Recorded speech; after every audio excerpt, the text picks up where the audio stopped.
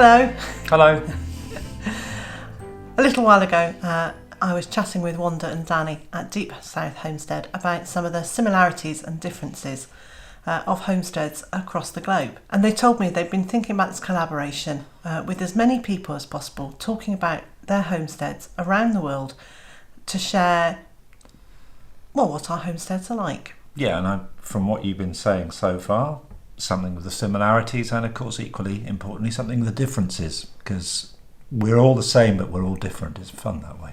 And so if you'd like to join in, that would be absolutely brilliant. The questions to answer are all in the information below, both on our video and Wanda and Danny's. Do go over there, have a look. We'll both have playlists, and we would also encourage you to put a playlist on your video too.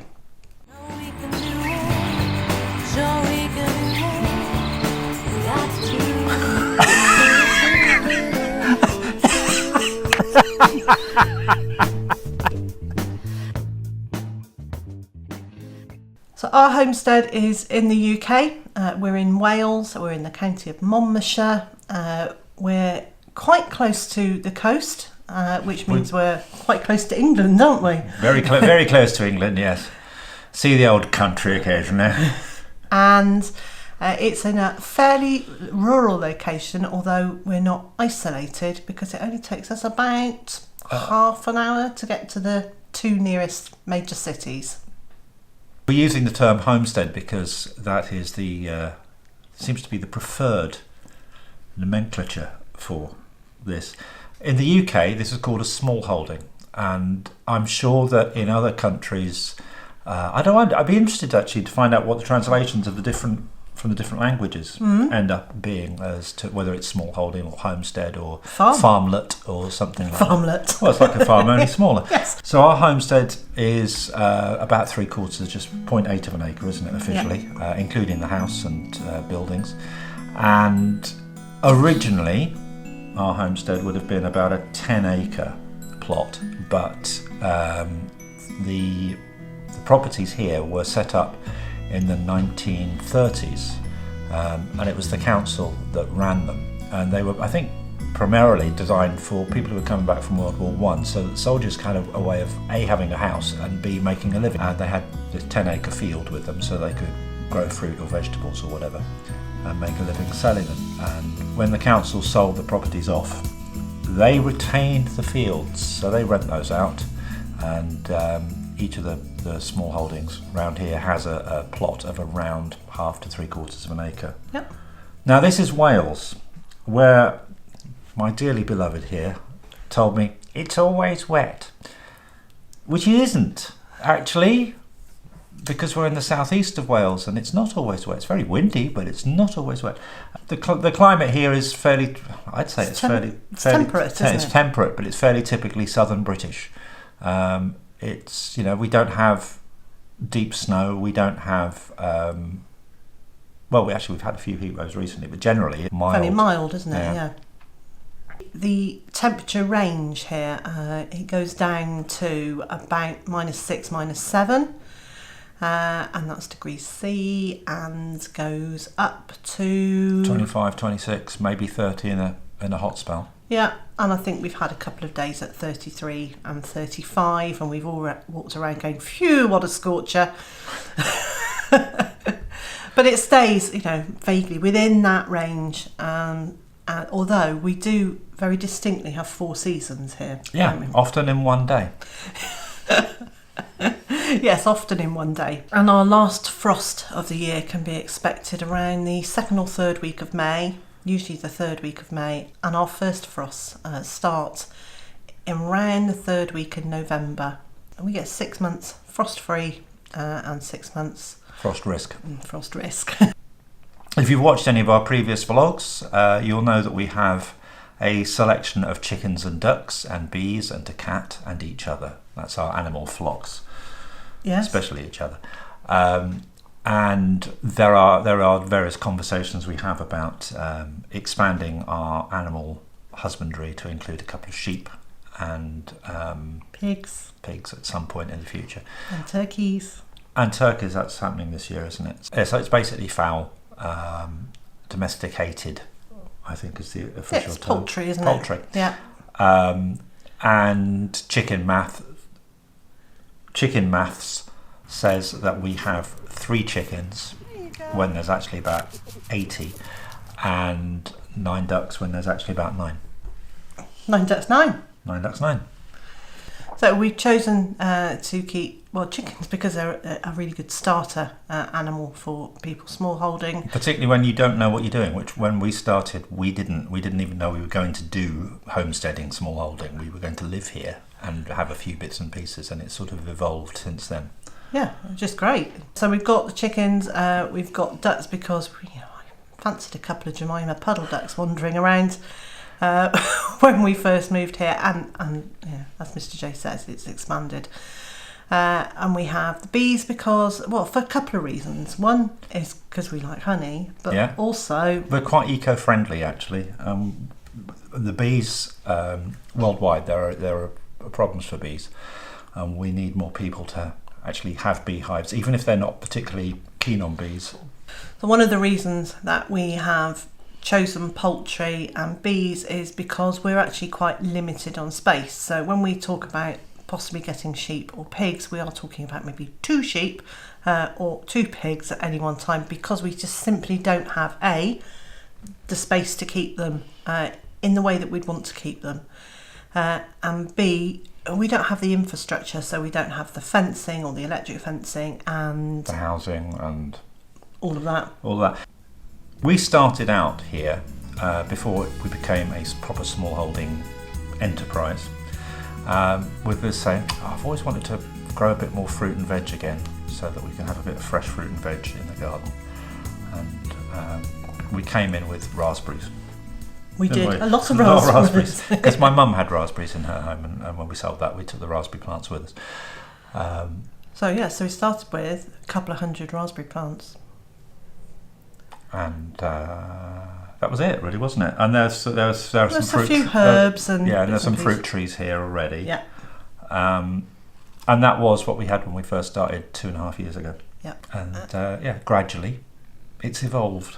It has. It's been an evolution, the whole thing, hasn't it? Really? It has. I mean, when we say gradually, the first year we created 15 raised beds, 13, quite a lot of raised beds, and produced quite a bit of food. And then at the end of the first year, I started to develop and plant a food forest, which has grown. It has. Again. Yeah, it's all come very quickly, actually. And then in our second year, the raised vegetable garden. So the vegetable garden expanded to 22 raised beds, plus a pumpkin patch, and plus the food forest. And and then we've increased the food forest. So it is expanding all the time, and again this year it's expanding again. Yeah. So we can grow even more food.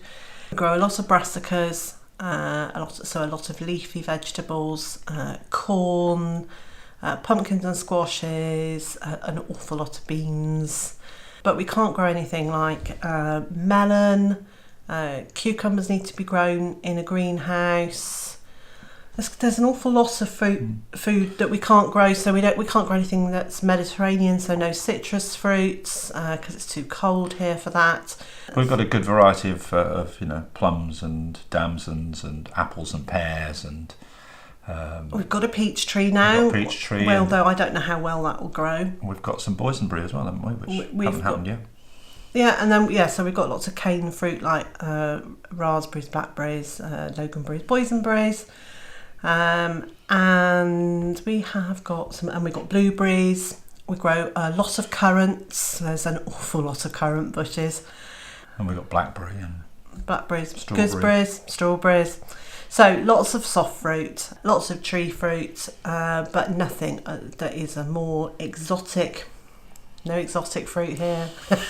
So we don't grow any grains. There's 2 reasons. One, there's not enough space here, and 2, I just have no experience of growing grains at all.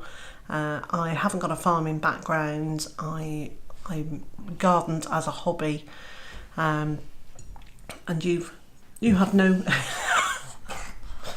Cut the grass. That's it. That's his job out there, is cutting the grass and shifting stuff around that I just physically can't move. Our diet is predominantly very healthy. We grow according to organic principles. Yeah. So we know what's gone in and we know what's coming out, and that's with the animals as well as with the fruit and veg. Yeah. So we eat a lot of chicken and duck. We eat pork and lamb. Lamb has been raised in the fields that surround us by a local farmer, and the pork comes from a friend who has a small holding homestead about 30 miles away, where her pigs roam in woodland. So we very much now know where an awful lot of our food comes from. Probably around, we worked it out, didn't we, about 90-95%.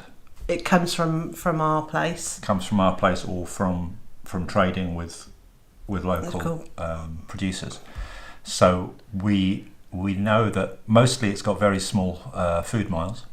Small food yards very often. Yes. And we know what's gone in and we know what's coming out, and that's had an enormously beneficial effect on both of us. Yes. In the vegetable garden, I grow in raised beds and using a no-dig principle, so it's a no-till method, and that's been interesting because our soil here was so poor when we moved in. We actually couldn't dig into it anyway. So we've created these raised beds, and we've been having to make compost to go in it. And so bit by bit, those raised beds will get taller. And as we get older and more decrepit, we can raise them up so we don't have to bend down so much. Absolutely, yeah. It's great for the back. It's good for the soil. It's good for the microorganisms in the soil. We're releasing less carbon dioxide into the air because we're not turning the soil over. So all round, it's a really good thing. And the other thing we do is within that, I'm also using a back to Eden method. So masses and masses of wood chips going in on top of the compost that we've made in compost bins. So we're not using one single method. I'm combining raised beds, no dig, back to Eden, and the food forest. So I'm using the best parts of various different methods that are working for our homestead. We grow primarily for our own consumption. Yes, which has, as we said earlier, is very good because it means we have the provenance of the food that we're eating, and therefore we are more sure of what we're putting into our bodies, which is not a bad place to be. And we're choosing to eat organically, which if we were trying to buy it at the shops. Yeah, if we were trying to buy it at the shops, unfortunately organic prices are huge. They're suspiciously huge. Very often I suspect there is a little bit of marketing cachet going on there. Yeah. Which we ought to tap into. Maybe we should. So we grow primarily for our own consumption, but we do sell our surplus eggs, of which there are many at this time of year. And I've also sold a few mixed veg boxes mostly to our egg customers actually. Hopefully this year that will increase. And the other thing we do is we trade. It's something we're quite keen on, is bartering effectively. Somebody's got something we want, we've got something they want, swap. Yeah. So last year we did quite a lot of swapping of mostly runner beans for apples. And the other thing we do is we sell hatching eggs, and I've sold some chicks and some adult birds, and hopefully be a bit more of that this year as well. That would be a good thing to do. We can sell them with confidence that they've been well reared, they're in good health, and they're a good strain. Yeah, which is really important, I think.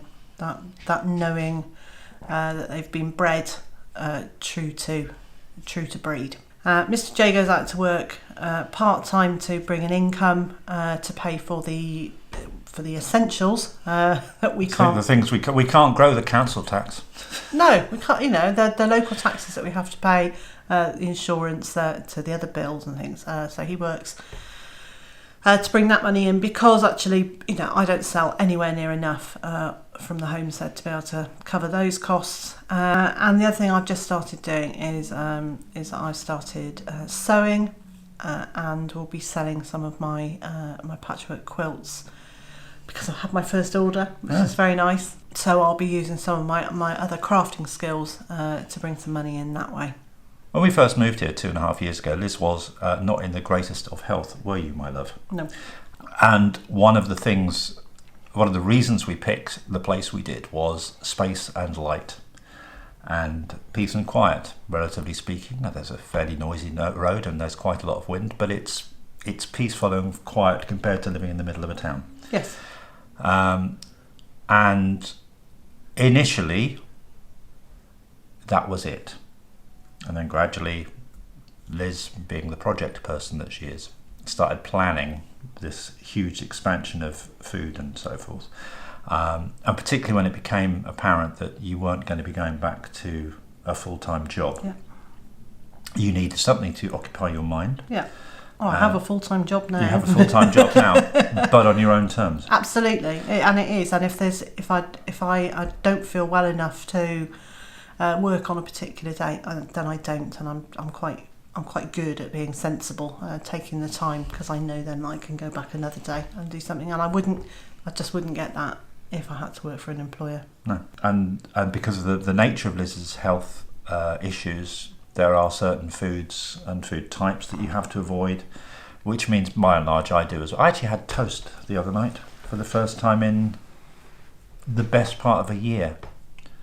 Was it lovely? It was very nice, but I didn't like the smell. You didn't like the smell of the toast? I was sitting upstairs later thinking, something smells really, it's toast.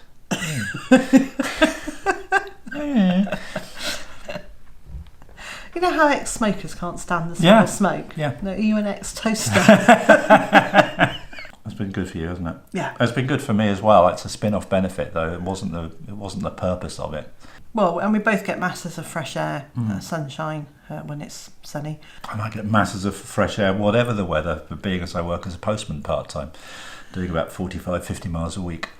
I can't imagine now going back to work full-time for an employer Monday to Friday. This lifestyle has given us, or me, hopefully you as well, a sense of freedom and of self-control that I hadn't ever expected to have.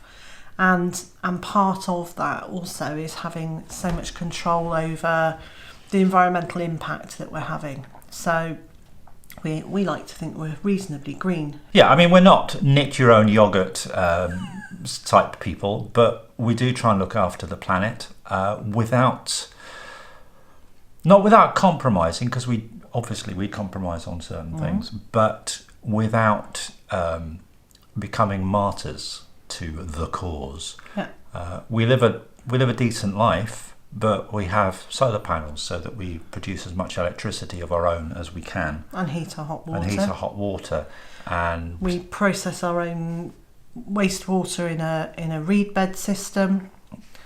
We collect rainwater. Yeah. We're planning to use that for using grey water to flush loos. And we don't travel too far if we don't need to. No. I work locally. It takes me 3-5 minutes to get to work in the morning. And we do most of our shopping locally. We do an awful lot of swaps so that we're reducing the food miles there. We recycle as much as we can.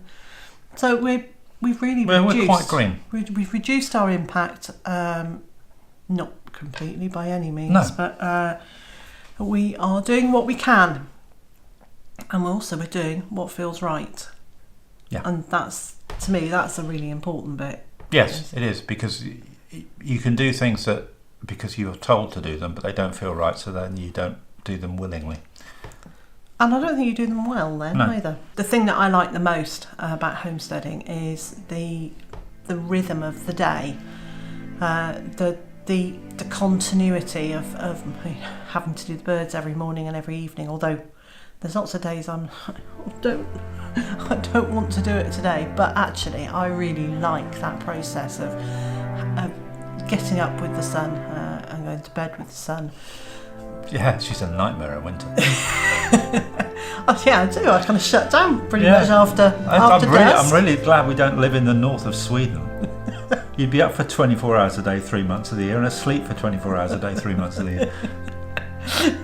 So that's probably the bit that I like the most. But actually, it's being out in the fresh air. So whatever the activity is outside, if I can be out in the fresh air and feel a very gentle breeze, not necessarily the Arctic blast that we have ripping across our site every now and then, but the feeling that the fresh air on my skin and in my lungs is my favourite part of homesteading. And what's my favourite part of homesteading? Probably eating the results. Oh yes. And drinking the results. Some of these homemade wines are very, very, very good. Yeah, I think that's probably my favourite part of it. But so much of it is tied into being in control of what we're doing and not being at someone else's beck and call the whole time. So, there's a little insight to our homestead and our homesteading life. Some of which might have prompted you to go and check out some of the other videos which expand on what we've just said. So if you would like to be part of this collaboration, please see the questions below, make yourself a video. It doesn't actually matter whether you have lots of lovely cinematic or photographic shots of your homestead. You can just sit and talk about it, or you can just walk around with a camera and show us your homestead and talk about it there. Well, it doesn't have to be sort of David Attenborough and his crew. Absolutely not. You can do it on one of these. So please do join in and go and check out some of the other videos in the playlist.